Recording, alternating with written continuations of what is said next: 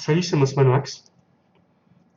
Voici ma deuxième vidéo d'analyse de planche, avec cette fois-ci une double planche du manga Vagabond de Takehiko Inoue.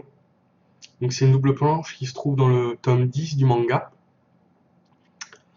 un peu avant le milieu. Je peux pas vous en dire plus puisqu'il n'y a pas de numérotation de pages dans Vagabond, et que j'allais pas m'amuser à lire, à compter les pages pour faire cette vidéo, mais bon voilà. Donc pour mettre le contexte de quand arrive cette double page, sans spoiler bien évidemment, c'est quelque chose de très succinct que je vais faire. Musashi, le héros ici présent, est dans un camp ennemi, on va dire ça comme ça, et après s'être battu seulement avec le fourreau, un de ses fourreaux de sabre devant, en face de ses adversaires, il décide à ce moment-là d'ouvrir son sabre pour dire cette fois-ci j'y vais sérieusement, comme dans plein de mangas ou de BD que vous connaissez sans doute. Voilà. Et ce qu'on remarque en fait dans cette planche, c'est que malgré son découpage qui normalement se lit comme ça, je pense que là-dessus on peut pas dire le contraire, on a vraiment une impression d'arc de cercle et d'ouverture. Tout le découpage et la mise en scène servent à accompagner le mouvement de Musashi dans son ouverture de sabre. Et donc de donner cet effet de badasserie que je viens de vous expliquer juste avant. Donc qu'est-ce qui fait qu'on a cette impression d'arc de cercle et d'ouverture de sabre assez fluide et assez efficace? Voilà. Alors il y a plusieurs choses. La première chose, c'est ces trois cases-là.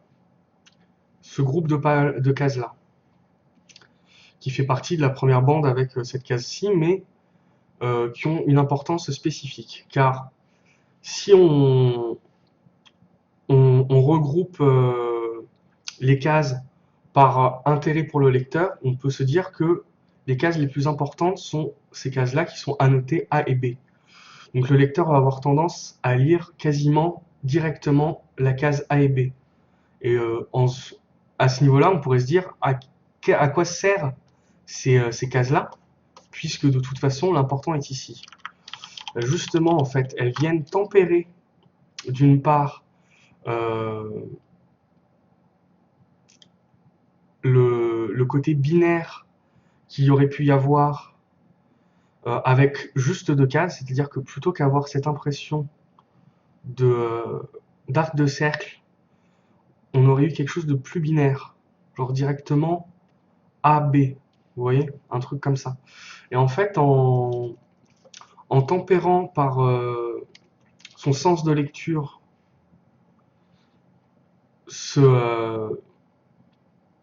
en tempérant donc ces trois cases, en tempérant une lecture qui se fait de toute façon comme ça, on lit comme ça, on lit directement A, B, parce que ça c'est la case d'accroche, et la case B est tellement imposante que l'œil est directement guidé vers celle-ci.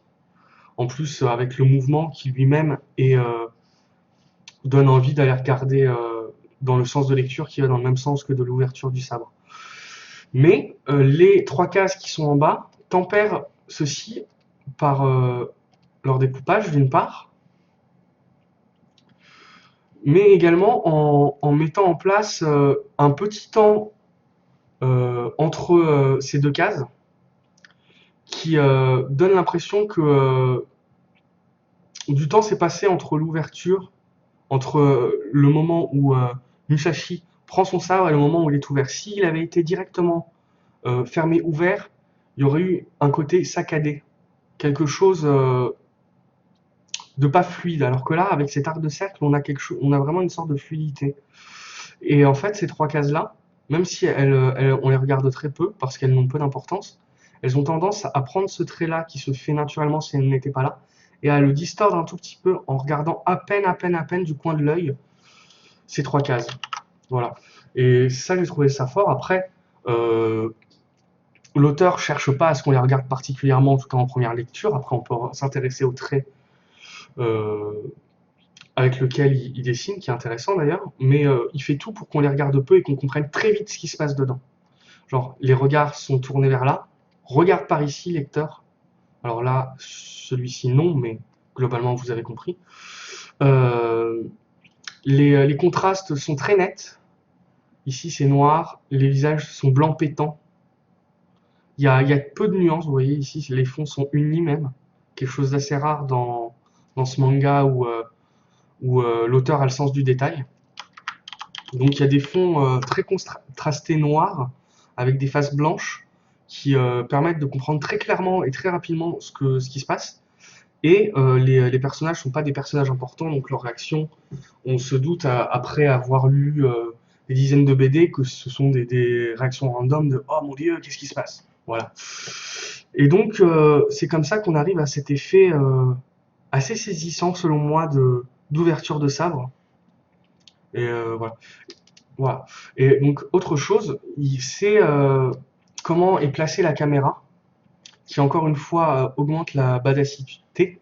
C'est que cette bande-là, on ne voit que des éléments de détail. Genre là, il n'y a pas plus de détail que juste la main sur un fourreau.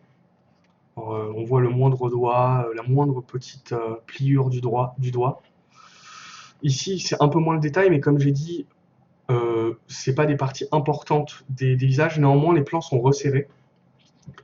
Et ensuite, pour arriver à un plan assez large où on voit Musashi en pied, et même un peu plus, on voit même un peu de décor. Voilà. Et donc, en accompagnant le geste du sabre tout en faisant des plans de moins en moins resserrés, on a un effet assez saisissant de badasserie qui se fait. Imaginez un dézoom qui peut se faire avec quelque chose filmé, ça serait assez impressionnant comme des zooms en partant de la main, l'ouverture du sabre, et ensuite un plan général avec un regard déterminé, etc. Voilà. Dernière chose aussi par rapport à la badasserie générale de la scène, c'est que globalement, jusque-là, il y a des infos, mais à partir d'ici, il n'y a plus d'infos importantes sur cette double page.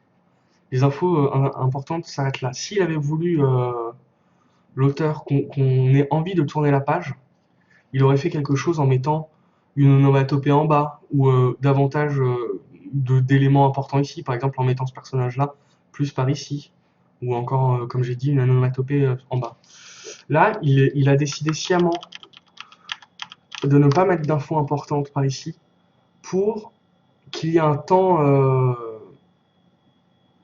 pas de repos, mais qu'on s'apesantisse sur cette case-là et qu'on n'ait pas forcément envie de tourner tout de suite. Toujours pour rajouter ce côté badass après l'ouverture du sabre. Et donc ça, plus ce découpage assez intéressant pour donner vraiment l'impression de fluidité d'ouverture, je trouve que cette page était intéressante à commenter là-dessus. Voilà, je pense que c'est tout. Si vous pensez que j'ai oublié des choses, dites-le moi dans les commentaires, ça sera toujours très intéressant à lire. Voilà, c'est tout. Salut!